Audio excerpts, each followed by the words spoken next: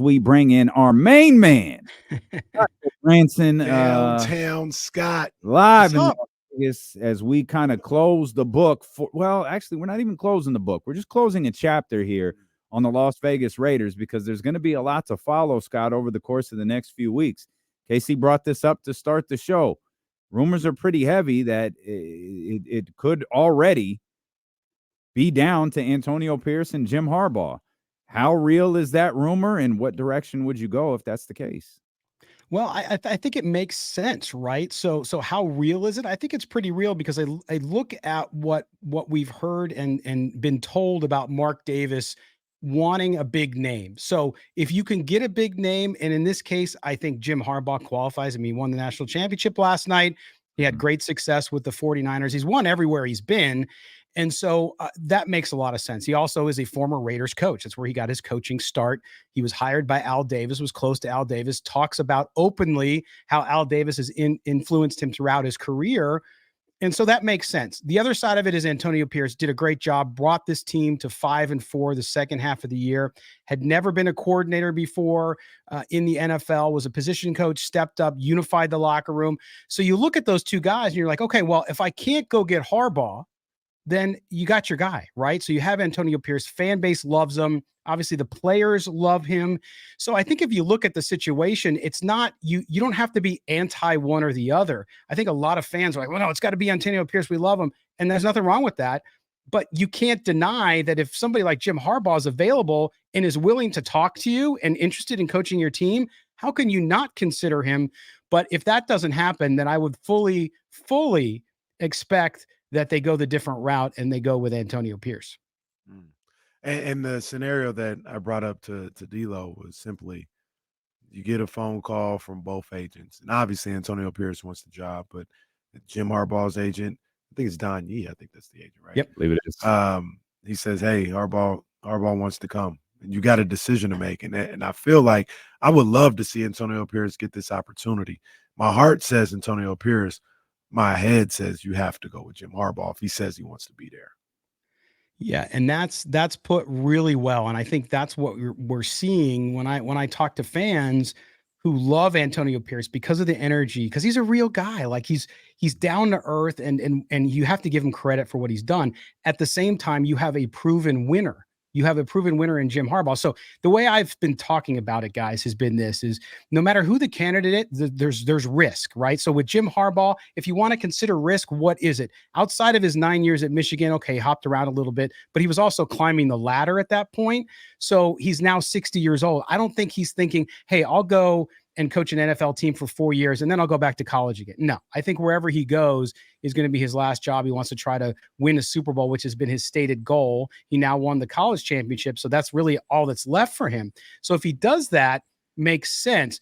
At the same time, you like Antonio Pierce, but Antonio Pierce, the one thing I was talking about, guys, and I'll bring this up, which is the difference too with Harbaugh and Pierce is not just their experience as a coach. It's their networks. If you look at Jim Harbaugh, how many defensive coordinators, head coaches has he developed underneath him, and his network of connections and all of that, his coaching tree, whatever you want to call it, it's incredibly deep. Mike McDonald, defensive coordinator for the Baltimore Ravens right now, who coaches for his brother, was his defensive coordinator in Michigan, right? So you have that. Antonio Pierce has connections. He was a great player, won a Super Bowl, but he doesn't have those deep connections. So it's not as easy as go out and say, well, Antonio Pierce can go find a great offensive coordinator and go find this. And he's not going to be able to do it as much as Jim Harbaugh, who's been down that road. So again, it's a positives and negatives thing, and they both have them. Scotty, I'm fine with a lot of this. There's one thing that I keep bringing up to KC that just sticks with me, and you can correct me if my line of thinking is off track or understanding is off track. Aren't they looking for a general manager? Correct. They are. Okay. Well, I guess I'm old school. But this is what I talked about yesterday, though, and it doesn't happen all the time. Right. But Kyle Shanahan basically hired John Lynch, so Correct. maybe that could be the direction. So I feel like that works with Harbaugh, but does that work for Antonio Pierce? No, and I'm glad you brought that up, because I think and to your point, you Casey, you have a situation where, yeah, if it's Harbaugh, things are different, right? And people are like, well, Harbaugh's going to want to control everything like Gruden did. He doesn't want that, but he will want say in who he works with. Because as you guys know, his relationship with Trent Baalke in San Francisco was the reason he was out there. It was like oil and water, right? So he doesn't want that again. So you understand that, but he doesn't want player personnel total control and all that kind of stuff. But with Antonio Pierce, I think Antonio Pierce has a much better shot of sticking there if the GM is Champ Kelly, who's the interim GM. Now, Champ Kelly interviewed for the Carolina Panthers job today. He's in demand. He's interviewed the last 3 years for GM jobs. He got the job. He was the assistant in Las Vegas before they fired Dave Ziegler. So he's a guy in demand. So if he stays with the Raiders and the Raiders hire him as a GM, then I think that if they hired him first, to me, that signals done. It's going to be Antonio Pierce. If they don't, and Champ Kelly leaves and that job is open and they have to talk to other people, like they talked to Ed Dodds, who's the assistant GM of the Colts, he has connections to Jim Harbaugh. So watching the GM position is very, very good observation, D'Lo. And I think if you watch that, you'll have a tell on who it's going to be. Yeah, that's a hell of a line of thinking. I didn't put together that if they hire Champ Kelly pretty quick, that might tip their hand as to what they're doing, or if we find out Champ Kelly takes one of these other numerous jobs he interviewed for. That's a hell of a call, Scotty. I feel like we're gonna know within. We're gonna get some kind of signs within a week and a half. It feels like that's what I think. Because if it's Harbaugh ready to make moves. You know, he's ready to make moves. So if it's him, yeah, he's gonna celebrate. Transfer portal about to go bananas if he goes to the Raiders. Yeah, and I think, look, I did a couple of interviews last week with some of the beat writers in Ann Arbor, and they all believe he's gone. And now he did an interview. I have a bunch of fans texting at me today about, well, did you see this interview where he said he's doing this in a month at Michigan? I'm like, that doesn't matter. Come on, he's enjoying his win. He's talking to his kids. He's still the head coach there. So don't you got to take that all with a grain of salt. Yeah, more importantly, he's a made man. Yeah, he could take the Raiders job tomorrow and then be back in Ann Arbor in a month. There will be no tear. Well, there might be tears, but there'll be no, oh, you turned your back on us, Harbaugh, in Ann Arbor. No, like, he's LeBron leaving Cleveland the second time. He's a made man. But the other question might be, Scott, is it just the Raiders for Harbaugh? No. In fact, I was talking talking to my vacancies available, I think. Well, the big one that's been linked to him most of all, and I was just talking to my friend Ryan Dyrud at the LA Football Network, and it's the Charger job, right? It's even though the Spanos, I call them the Spanos goofs, because they're just ridiculous. But anyway, they are finally going to actually want to spend some money, right? Because they're known for their thriftiness. And so what I've been told is that that's an appealing job to Jim Harbaugh too, and that there have been discussions there, because if you look at it from Harbaugh's perspective, you got the quarterback there. Vegas doesn't have the quarterback. You don't have a quarterback. So if you're looking at opportunities, you look at the Chargers situation, although the Chargers do have some cap issues and they're going to have to retool on both sides of the ball a little bit, you do have the quarterback. And that situation in Los Angeles might be appealing to him as well. But I think there's going to be others who call him too. I mean, Washington might call him. They're obviously on the hunt for somebody good, and maybe Atlanta. But I think the two West Coast opportunities are interesting because of his connections there in both places. He played for the Chargers, coached for the Raiders. His wife is actually from Las Vegas. So there's a lot of kind of things there in back and forth. So my guess is it would be LA or Vegas. The Chargers one would have me worried. I mean, because and really for one reason, and that's because they have the quarterback. Yeah. You know, if I'm Harbaugh and I'm looking at a situation, I don't know what I've got in Aiden O'Connell. I don't know what I'm gonna do draft wise, but I know Justin Herbert, who you know, whatever, overrated or whatever. Like he's at least somebody. Yeah. He's at least somebody that Harbaugh. If Harbaugh looked at Alex Smith and was like, I could work with him, he's gonna look at Herbert and be like, I could work with him. So yeah, exactly. And that gets down to, I think, the question: if you're Harbaugh and you're looking at an opportunity, yes, clear upside with the Chargers with the quarterback.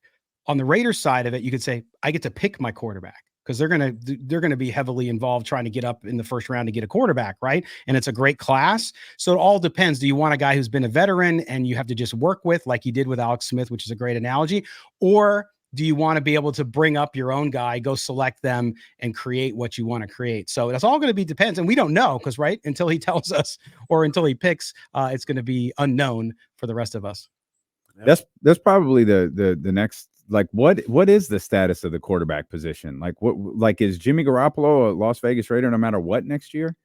No, I think he got a couple snaps in when Aiden O'Connell hurt his finger in this week 18. Everybody was getting nervous about that injury bonus, and Jimmy's done everything right. He said, "Hey, look, I just want to get past this and play football again. I'll be excited to be a part of this team next year."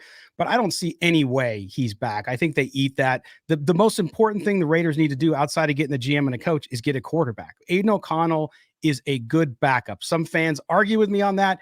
He has no functional mobility, okay? He's a good quarterback. He's the kind of quarterback where if your guy goes down, he can come in and win games for you. No question. He had a great last game against the Denver Broncos.